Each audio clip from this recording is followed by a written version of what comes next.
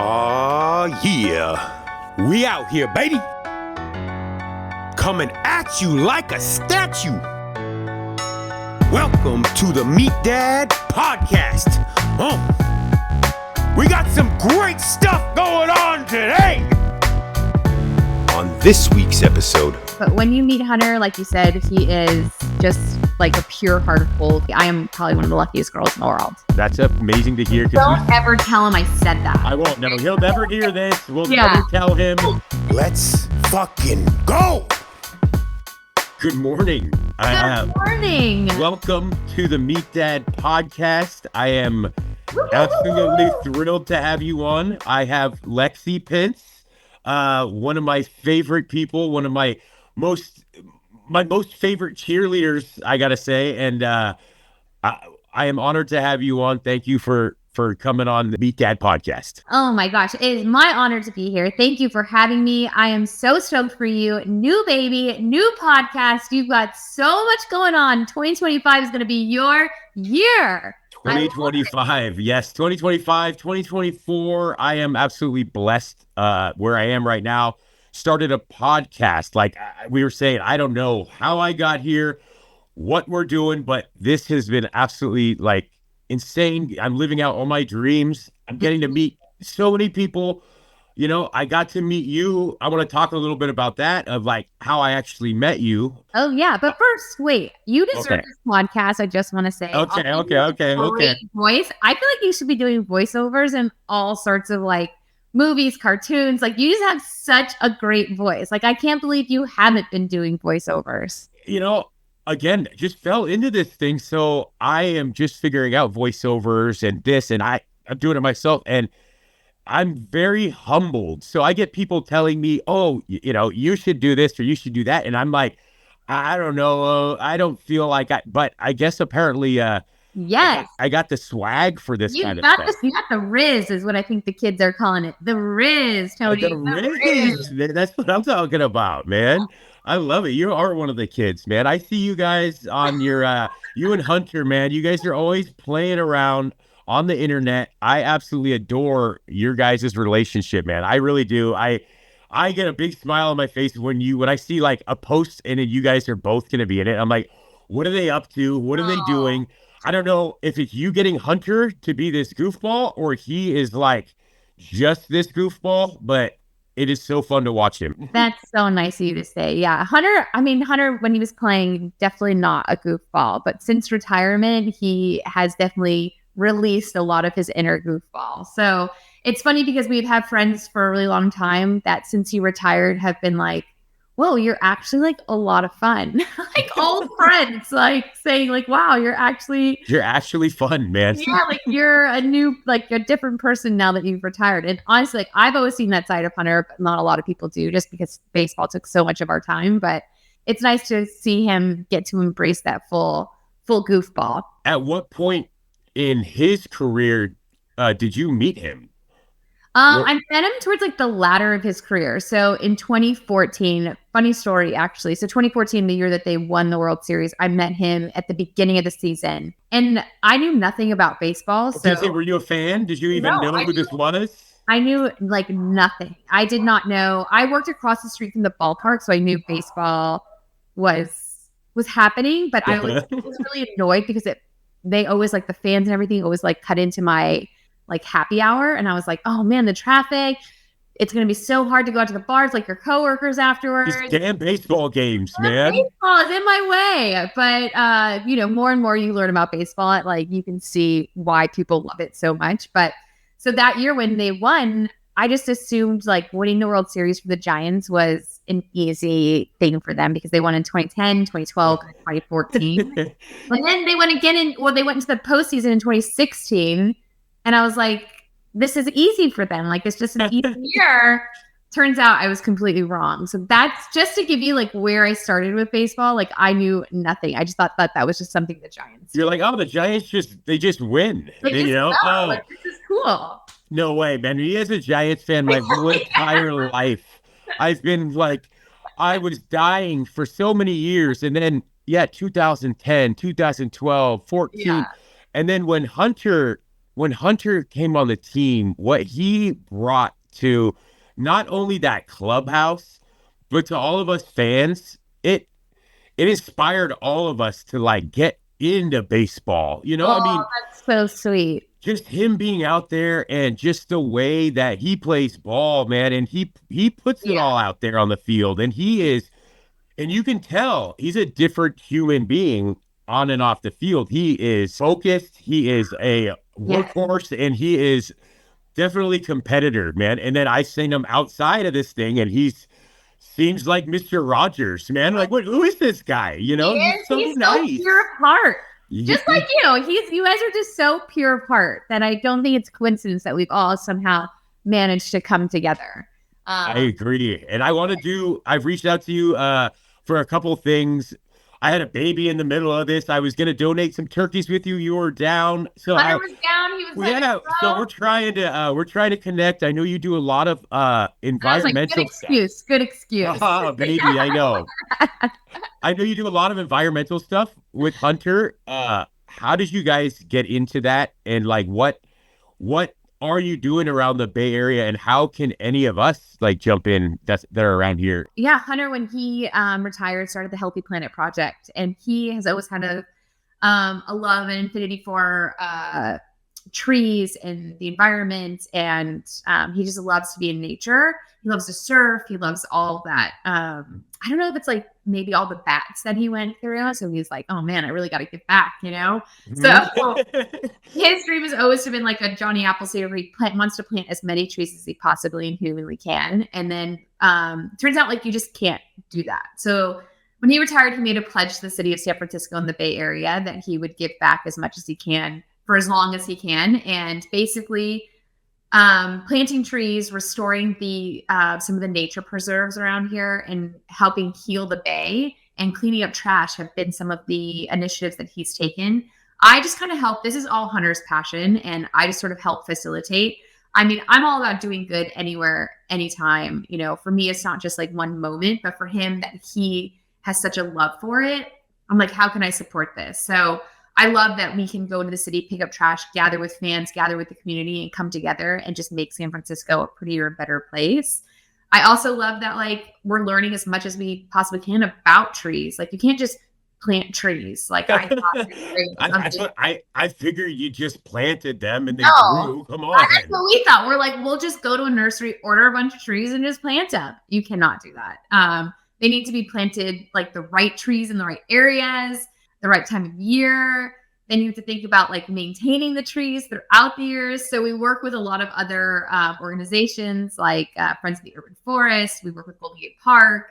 And we do all of these initiatives around the city where when it is time to plant, we do it. We go to Heal the Bay, and we do take out like invasive species. So those like don't ruin the natural preserves. Yeah. It helps just regenerate kind of the land and everything like that. And I know that you're really into this stuff too, because of the meat and the cows and the grass that they eat and being generated. Like it all comes together. Like so many of our circles come together. It's amazing that like the universe has kind of all brought us together, and it all kind of goes hand in hand. It aligns with everything that we our values and what we want to make better in the world.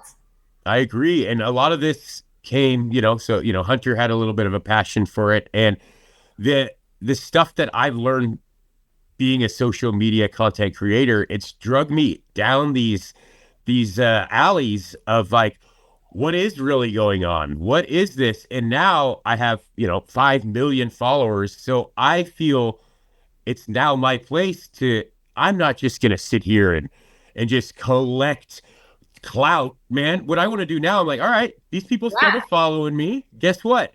Now I get to use this and help, man. I really do love helping in any way possible. It makes everybody happy. So however I can give back, it makes me happy, man. I mean, you can call it selfish if you want, but I also want to teach my kids that I worked hard for 20 years, getting up at 3 a.m., cutting meat, working holidays, working weekends. I did all this, and I'm now living out my dream, getting to be with them, walk my daughter to school in the morning. And, I love this stuff, and being able to do that. And that's why I'm so humbled. I keep saying it. And if I have the opportunity to give back, or I want to now, and because I feel like I owe, like, if I have this really amazing with your platform, which is so like, it's truly like, I'm so impressed and inspired by what you do, and you go deep. You're not like, yes, you have a wide net, but you're also going deep, which I think is so important, right? So yeah, I want to help. I want to help the people that I know, the people that I love. If anything, if I could do anything to help people around me, you're the change you want to see in the world, and you're doing it. You're not exactly.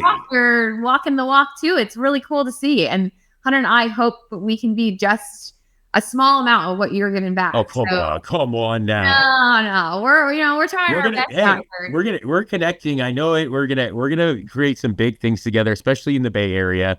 I know. I wanted to planting. Well, so a big initiative that we're working on this year is we're trying to get into schools, so we can help like with edible gardens and just cleaning up and putting more greenery, because they see, like, studies have come out that greenery and gardens help lower violence. And so like it has a huge impact on our psyche that people don't realize, the amount like of green space that you see. So we're trying to get into schools. We did one last year and we're hoping to do more this year. So maybe we can do like a barbecue cookout. I'm down. Like a tree planting, clean up the school facility type of deal that we can do this year, and get as many volunteers as we possibly can, and get out there and make a huge, big change and have some fun while we're doing it. I'm in on doing that at multiple schools, because all the schools. Because beyond that, man, I know that when kids plant stuff too, and they are involved, they actually want to eat that stuff, and it gets them more involved. And my kids, they do the same thing. Something grew, now they want to eat it. So they want to eat it, they want to care for it. And so we got to teach these kids, and it's 100,000%. It's our spot now as a society where we are in like our age, and it's like our turn to take over. If other people are just gonna let it roll, it's like, you know what? No, I'm gonna step in and I'm gonna try to help. And I love that you're doing that. And yes, I would love to join forces. I would love to bring people together and create gardens and help out the community. It's just what I love doing, man. I'll get some cows donated, man. We'll get some meat going. We'll get some chickens in it. I'm telling you. Keep it how it's done. Yes, I love that idea. So we'll definitely have to talk, and maybe, especially now, we're starting to like put together all our initiatives for the year. So I feel like that could be a really fun community one. So jumping back, I totally missed this. So you worked across the street from Hunter. Yeah. How did you meet? How did you guys actually meet? Like, I just jumped past all this. So you got into baseball. So I met Hunter. He came into my work. I used to work at a company called IGN. My background is in video production and in video games. Mm-hmm. And so I hosted a show there on Game of Thrones, and I'm really into video games. And so was Hunter, and he was promoting the video game MLB The Show. Uh-huh.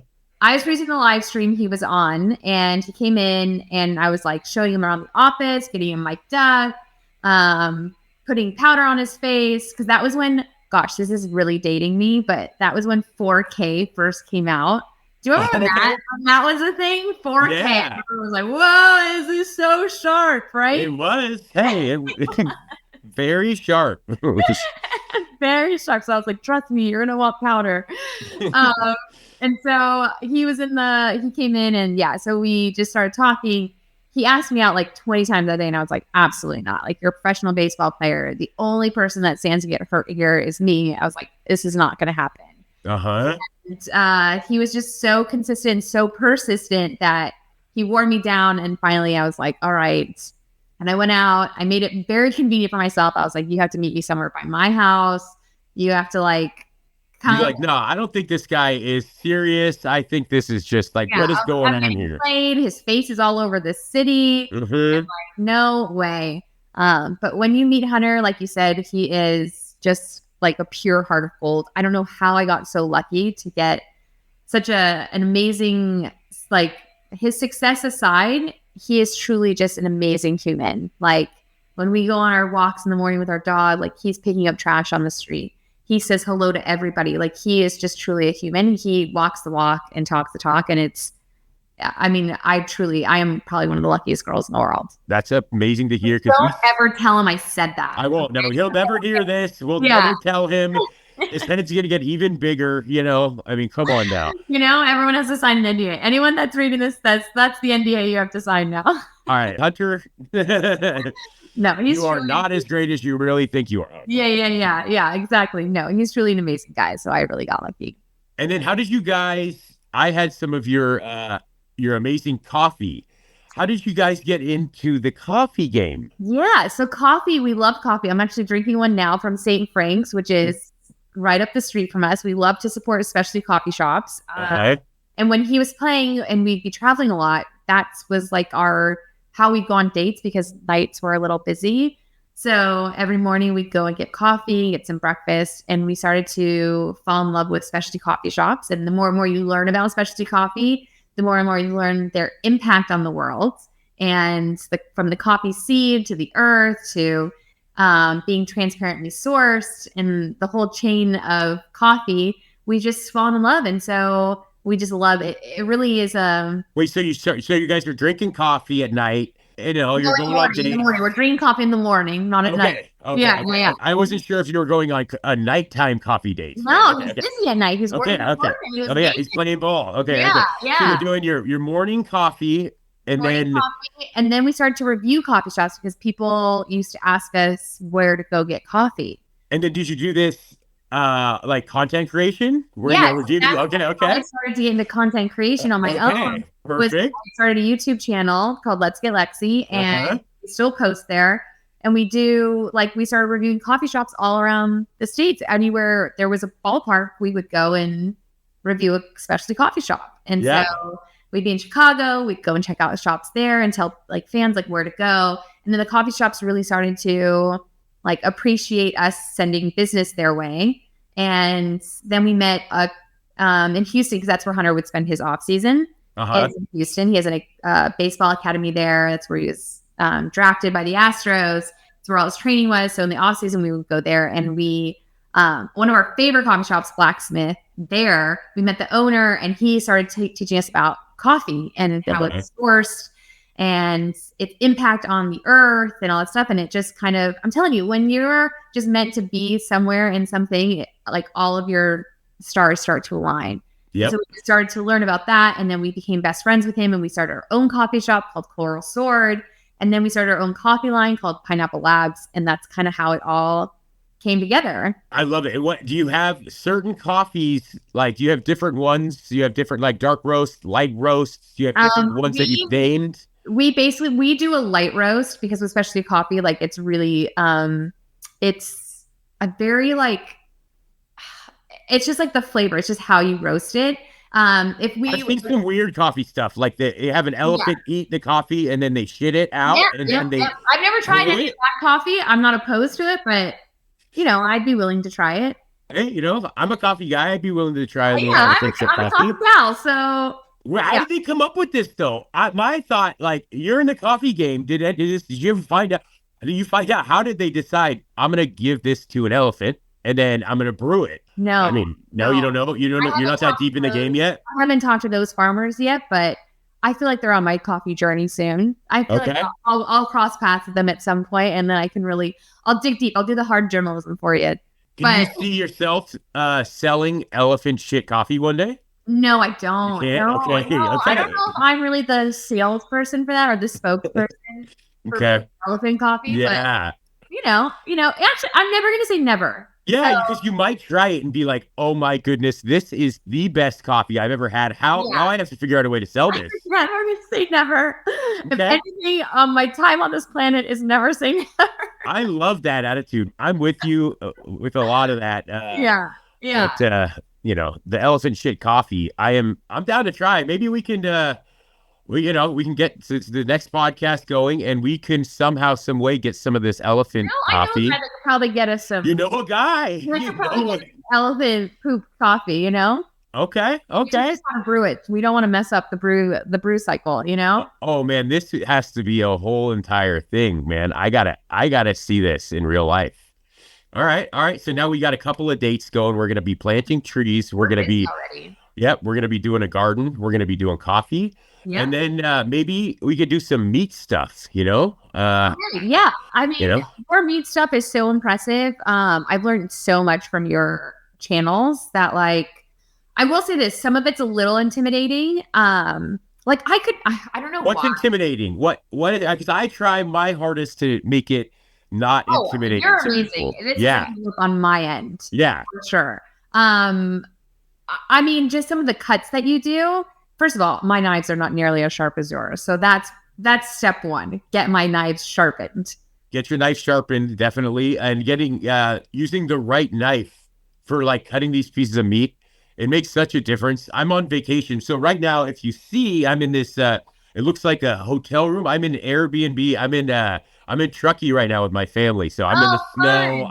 We're having a great time. We're loving it. So that's right. It's ski week, huh? So we're doing ski week, but I didn't bring my knives. So let's just say last night I went to cut some stuff, and then it makes me think about it. And I'm like, man, I never think about it because my knives are normally sharp. I have really good knives. Yeah. But it really makes a big difference. How often do you sharpen your knives, by the way? So I have so many that it's different. So everyone, what they should do, depending on how they use it, is you can just hit it on a stone once every couple of weeks, and it'll bring it right back. But if you don't hit it on a stone, then it's going to take a little while, once every few months, and it'll bring it back. Or if you don't want to do any of that, bring your knives to the cutlery shop. Not a stone. $5 each, dude. $5 each. Bring it to the cutlery shop. They'll take care of you every single time. But in the meantime, it sounds to me like you might need a MeatDad knife. So I'm gonna send you guys a MeatDad scimitar for sure, because you gotta have the right tool. I'm gonna give you a boning knife. That is first things first, because I need MeatDad lesson. I need you to come over here and give me a tutorial on how to do all this. So like, I'm not like a terrible cook. Like, I can cook. Like, this isn't. I mean, I'm Greek and Puerto Rican. These are two cooking cultures. Yeah. So I can get down in the kitchen.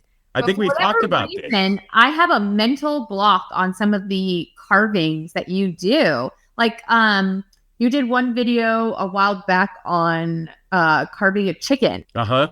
And I'm like, no, like I just don't, like, I just go in with my hands. Most people do. It's easy. You get the final product, but I love cutting them up the right way, and then you can utilize each piece. It's like watching, for me, it's like a makeup tutorial. Like what I see on the video versus like what actually happens on my face. There's like a huge disconnect. I can't relate, but but I can definitely know what you're talking about. I know that's another thing on the list here.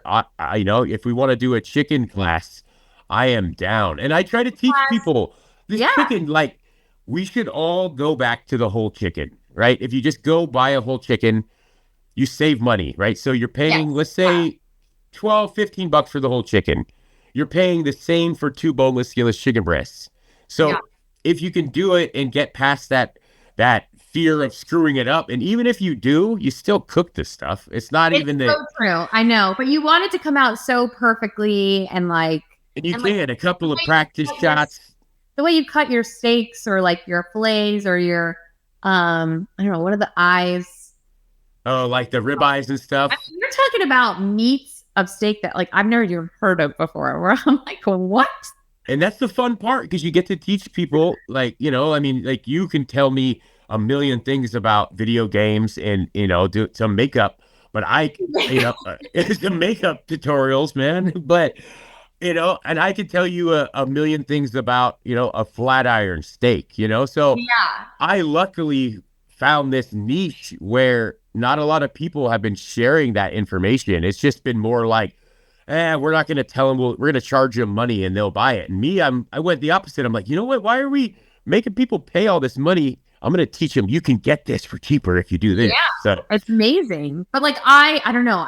And maybe that's my own hang up. It's like going into Costco and like telling the butcher, hey, can you cut this? Like, I don't know if I could ever do that, especially in a place like Costco, where I feel like everyone is so, but that's my own personal hang up, of like, just, you don't want to, that's the thing too. You don't want to bother the people. Yeah. You just kind of want to do your thing and this, but if you come up, it's like me, for instance, at doing this behind the counter for 20 years, if you come up, you as like yourself with your attitude and like your happy-go-lucky vibe, anybody's going to be happy to answer your questions in real life or do these things for you. And it's not putting them out, because if you think about it, we all kind of go through our day to day. You cut the meat, you do this and this. We all rely on a couple good interactions. Yeah. So having that is it. Obviously, some people, you go up, you're like, can you cut? Yeah, fucker. Yeah, I got 10 minutes left on my shift. Like I gotta cut this up. There's always going to be those people, but for the most part, man, if you're just like anything, if you come up and you're in a good mood and you're happy and you're excited about this meal, the guy back there hopefully will be the same. Otherwise, you got to find yourself a new butcher, I mean, I've been to a couple of butchers. We spent some time in Newport Beach, and there's a really cool, like, hipster butcher place called The Butchery, and I love to go.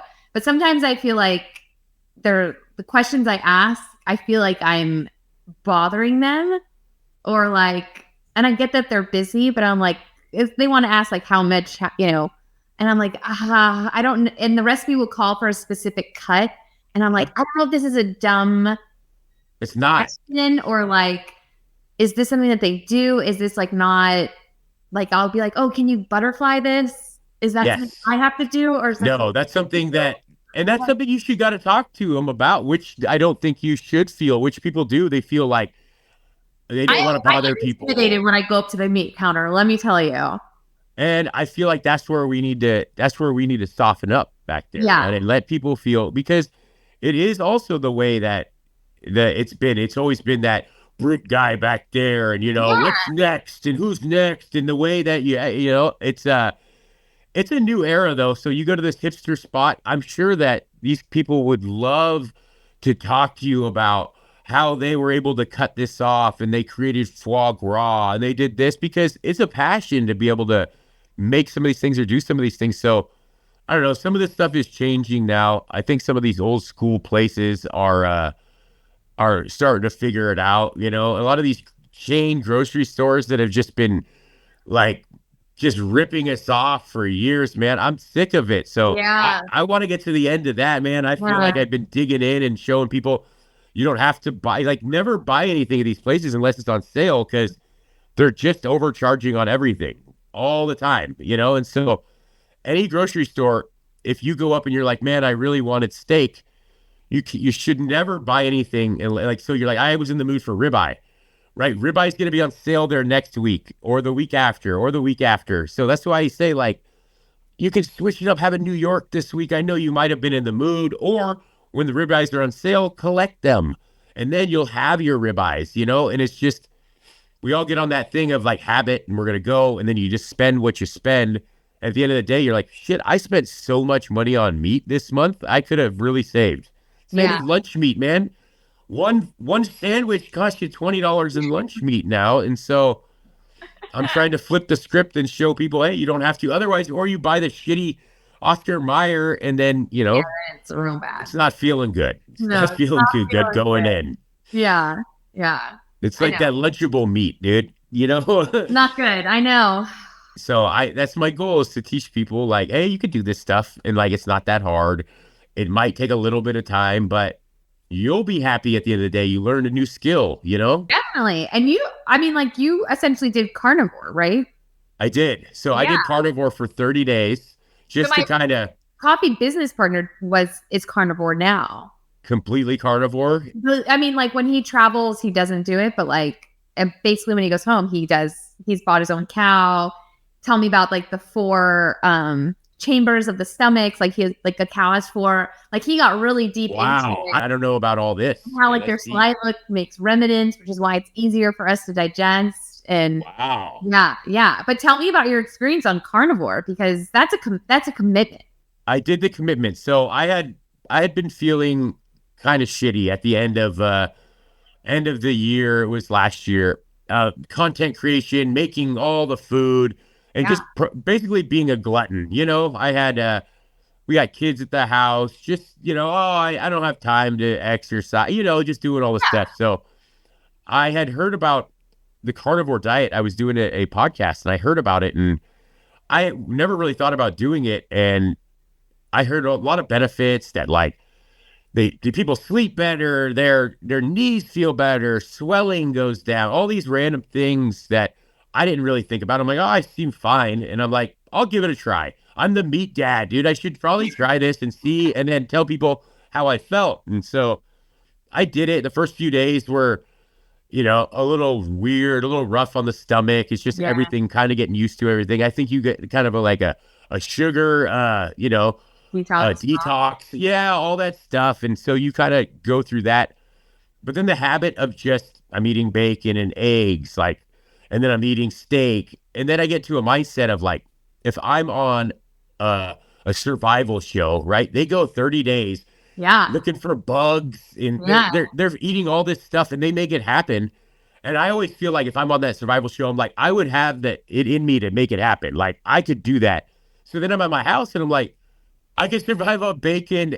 I'm like, how you see, I'm in that sourdough mode right now. I just survive on. My wife made some sourdough, man, and I'm in that. So bacon, eggs, any sort of meat, man. We're doing a little bit of dairy, and so I did that for 30 days. I dropped 30 pounds, but not only that, I felt clean. I felt good. I felt light. And so I also wanted to.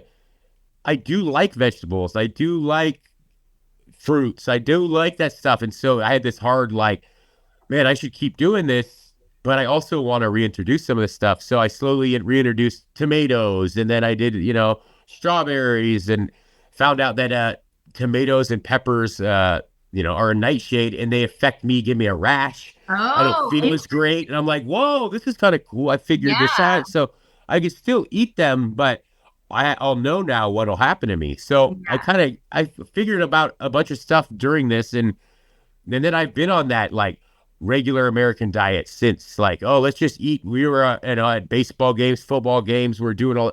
Yeah. And I feel hungover. I feel like garbage. And so I've brought back, I do a lot of carnivore, but I will incorporate a lot of vegetables. And then if we're out and I want a piece of pizza, man, I'll have it.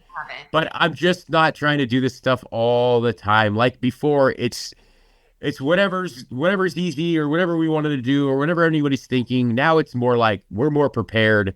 We're eating these things. And then obviously we got to teach our kids the right way to eat, and not be a glutton, and make these better decisions of not just eating an Eggo waffle, it's so easy. But it's also really easy to fucking make a waffle mix, and it really is. You just got to think about it. And what are you teaching these people? And, so.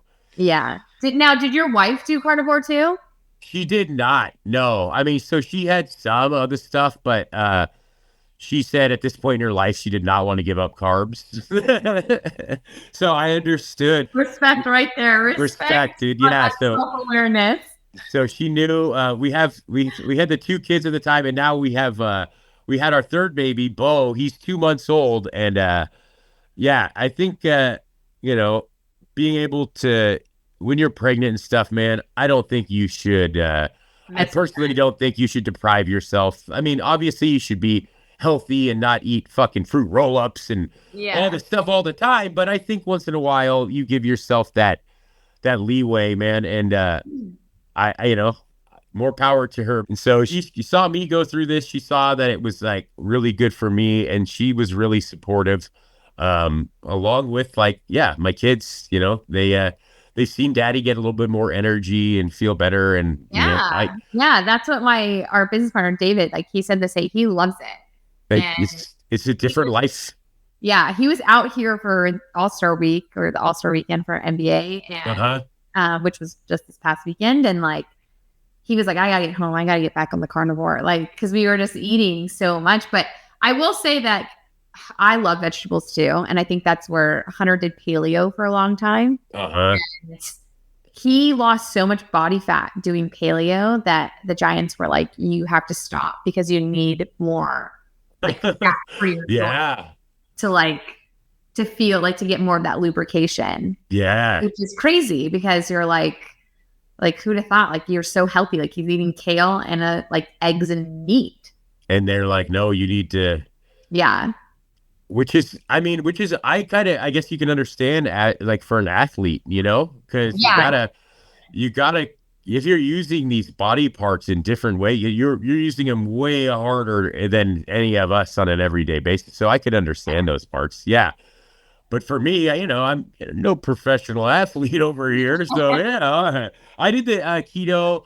I've done the or like the caveman, and I really like that as well. It's the same sort of thing because it's the meat, the vegetables. Yeah. Kind of stay away from the carbs, which obviously at the end of the day, man, like that's what's making us like sluggish is these carbs and these. Yeah, but do you feel there's a difference? So you're saying you're in your sourdough era now, and I'm in my sourdough era right now too. Like I'm trying to get my starter going.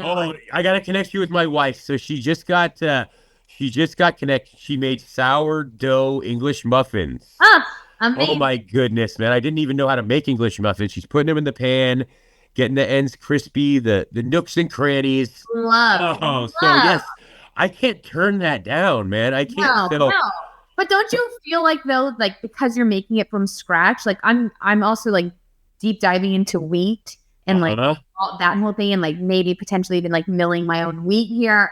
I mean, when I get into something like I go deep. I love that. But I feel like when you make it, there is a big change in just how I feel, and I don't feel as terrible as like when I just get a sourdough from wherever. So if I do get a sourdough, like I will go to the farmer's market and get one that I know is from a baker that's, pretty good. Yeah, and it makes a difference. I notice a huge difference. It does. It makes a huge difference. All the stuff that's in these breads and all that, it's crazy. Man, my wife accidentally scared the shit out of my daughter. So she's reading me an article about a kid. I don't know, man. It was really sad. All he ate was white bread. It was like, this is all the kid would eat. It was white bread. And then he ended up getting sick and he passed away because of. Is it a true story? This is a true story, and it was because of this is all the kid would eat, right? I don't know.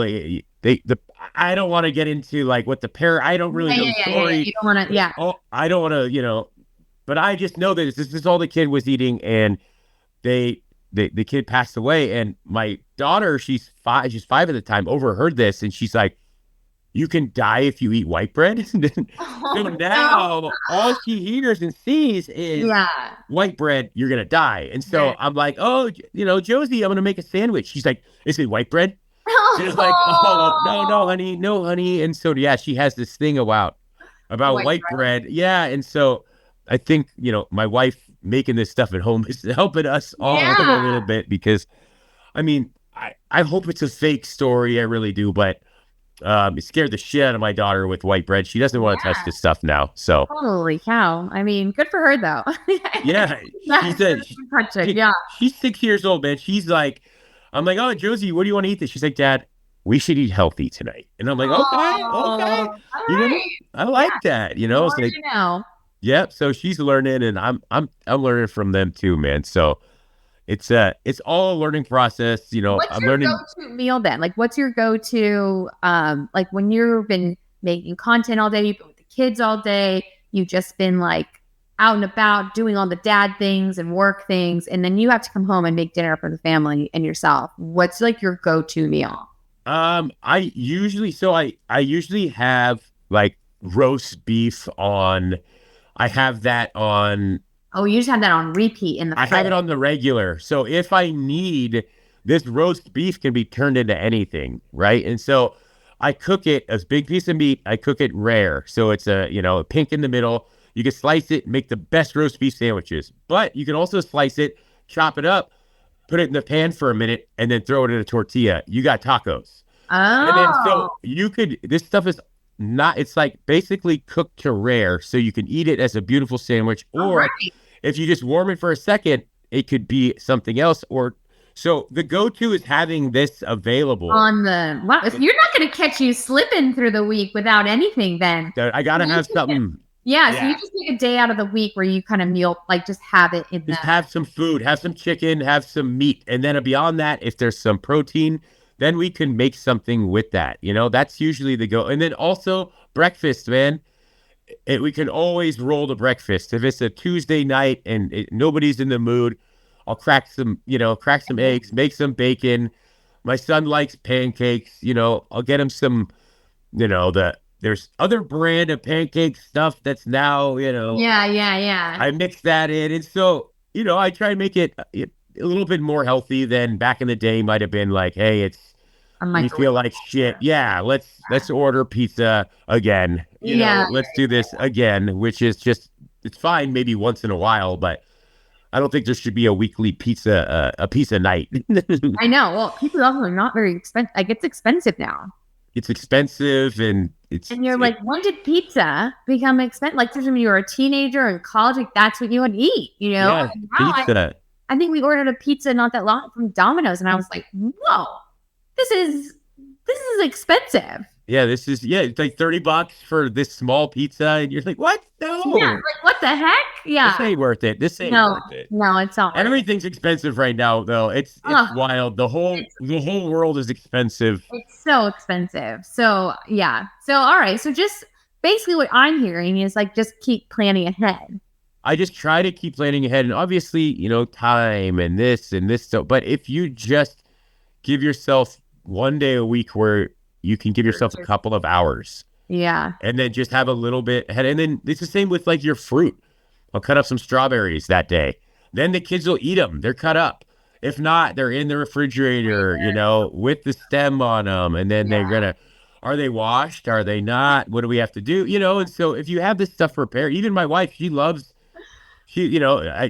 been with my wife for 15 years, man. And so I know her so well. Thank you. I know her so well that if I make a sandwich or if I make some food and I put it in the refrigerator, she might not see it.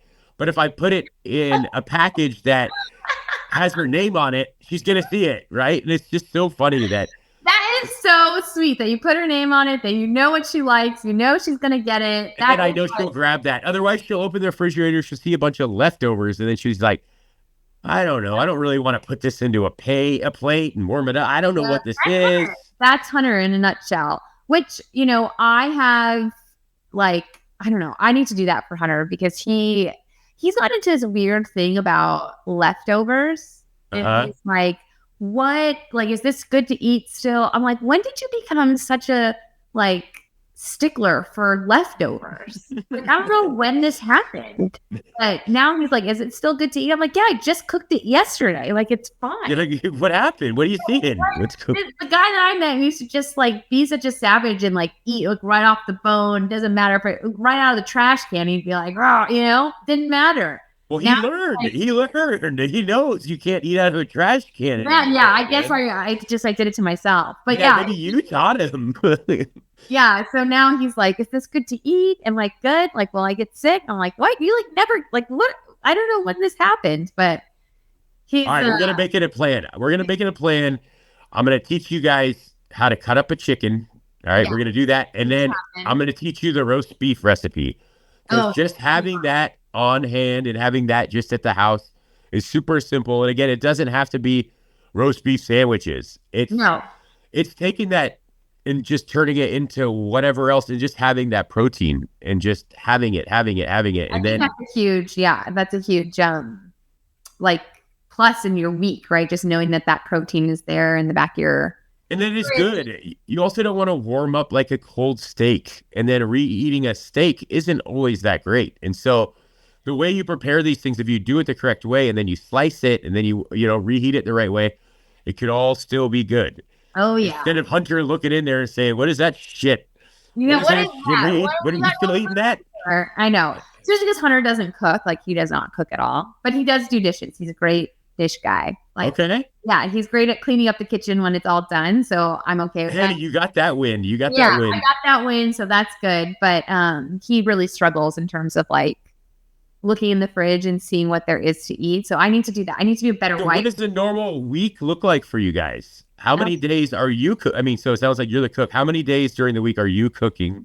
Well, I made a huge change, I think, at the mid last year. I think in 2024, we were just door dashing a lot. And I was like, we are spending a ton of money on DoorDash. And that was like a hard stop for me when I calculated how much money we were spending. And I was like, no, like this has got to stop. Also, I just wasn't feeling great. Sort of like you, I just wasn't feeling like my best and my optimum. Like, Some days I'd wake up with a lot of energy, and some days I would be like, it wasn't a consistent, great energy feeling. Yeah. And so I started to just start to cook more at home. And I do love to cook, but I would get like lazy and just be like, we'll just order in, just so I don't know, I could do anything else besides cook. But then once you get it becomes a lot easier, and you can meal prep and you can plan ahead a little bit more. And so now I probably cook when we're home and we're consistent, and we're not traveling or we're not working. I would say I probably cook once to twice a day. Oh, okay. And I'll do dinner, and we'll snack for a light lunch. Yeah. So that's kind of what we'll do. So I'll cook breakfast, and that's really easy. That's like eggs, piece of sourdough toast, either some fruit or a veggie for breakfast. It's done. Super easy. I've got that in the back of my head. Like, that's it. Like, that's what we know we're going to get. Yeah. For a snack, we'll either eat or for lunch, we'll either eat leftovers from the night before. Hunter's not. I'm eating leftovers from the night before. I gotta zhuzh it up for him. If I for him when I rewarm it, or then it's not a leftover, right? It's not a leftover in his eyes. He's good to go. So I'll do that for lunch, or we'll just do like a snack of like fruit and like a clean bar, or like, I don't know, just something that's clean to get through the day. Yeah. Just to get us through to dinner. And then I'll start cooking. I mean, unfortunately, I got to start cooking around like 4, so you can eat at like 6. Yeah. So you got to like just plan your day around that. But it's a lot. It's a lot. Yeah. But I'll cook like last night we had Brussels sprouts with gnocchi. Tonight we're doing a beef stew. Okay. But I cooked yesterday. So because it takes like, I didn't know this, but it took me like 3 hours to cook this beef stew. And I was like, there's no way we're eating this tonight. So let me cook something else and we'll eat it for tomorrow. No, that's one of the things. That's that meal prep. But then hopefully you'll be able to have beef stew for a few nights. We'll see. I mean, it's rare that we do have leftovers because Hunter eats a lot. But in the case that I'm hoping that we do, we'll hopefully eat that for multiple. But I don't know. It looks pretty good. So I don't know if we're going to have any leftovers. Hey, it's a good time for stew right now. It's a little bit chilly out. I'm telling you, this is a good spot. It's a great time for stew. What kind of stew did we do? What did you do? A traditional stew, an Irish stew? Yeah, just a traditional beef stew. I got it from New York Times Cooking. It got like 6,000 reviews, 5 stars. Shout out New York Times, man. They always have good stuff. They really super fire. Yeah. So I got it from there, and the meat was already. I took out a piece of meat last night just to try it, and it was so good so far. And I'm like, man, I'm excited to try it tonight. Heat it back up. It's got carrots, potatoes, onion, a little red wine that you cooked in it, and it. 10 out of 10. Some bay leaves. You got Julia Child over here, baby. Come on. Yeah. So it's good. I'm excited for it. So it sounds like you guys are just like always moving. You guys are always busy. So yeah, to find that time and to cook. Find the time to meal prep. That's the key I'm missing is, making sure I have time for a few hours to get that protein cooked and just in my fridge. But like you said, having a rotisserie chicken in your fridge is always good. Because he will do that. Hunter will go in the fridge and take it off. That he has no problem with. For whatever reason, it's like the other stuff that he's like, is this still good? The rotisserie chicken, though, it doesn't matter. It's okay. It doesn't matter. That he'll take that. The savage in him is still there, and he'll just take it off the bone and eat that. I love it. You guys went to the All-Star event in Oakland, or not in Oakland anymore? What am I talking about? Yeah, down the street from your house. Oakland. Was there one in Oakland? The celebrity basketball game was in Oakland. Okay. But we didn't go to that one. We were supposed to go, but we didn't go just because Hunter was playing the celebrity pickleball tournament that was happening here this weekend. Oh, yeah. How was that? It was fun. It was super fun. Mario Lopez was there. I love it. Yeah. So some really fun pickleball was happening. And he got third, which was really cool. And he hurt his hamstring, but all right, man. How old is he now? He's 40. He's gonna be 42. Okay, so I'm the same age, man. I don't know what happened, because when you turn 40 or 41, your hamstrings start cracking. I didn't realize they cracked, and then it moves into your back, and the whole line up your back, the whole spine starts cracking. And I'm like, how is this happening? How did this happen? I know that was him. So he hurt his hamstring. So this week we're nursing him back back to health. And it was a super fun weekend, though. I don't know if you got a chance to be in the city, if you were still in Truckee, but no, I've been pretty held up with the newborn baby, and just trying to do a couple of things randomly. It's not easy. The 3 kids, and then it's a lot. I had an idea, but it's not even the new one that's tough. It's the other ones now, because they see the new ones there, and so daddy, I want a little bit more attention. But the best part, though, is that's why I continuously I get a smile and say that I'm blessed, because there was a point where in my life where I was working, get up at 3 and, going in and doing the hard stuff. And I didn't get to enjoy these moments and of them getting them ready or cooking the breakfast or doing that. And so now I actually do get to enjoy these things. And so it's not a burden for me.